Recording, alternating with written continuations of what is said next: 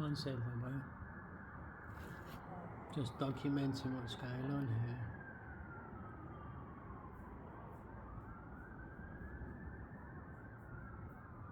Here, the second one coming.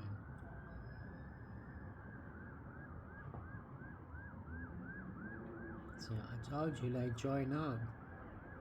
They have like free services, free public services together.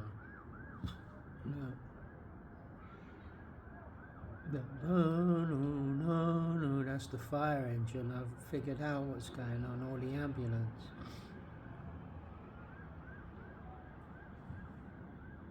It's quite obvious, isn't it? They're being paid to disturb the peace. They're rogue vehicles, look. You take that noise away, it's absolutely dead quiet and the most peaceful area you can live in. Apart from the trains occasionally. Listen.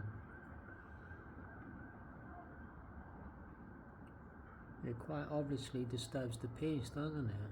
No, and it doesn't stop. They're not passing by, otherwise you wouldn't have a continued noise. See?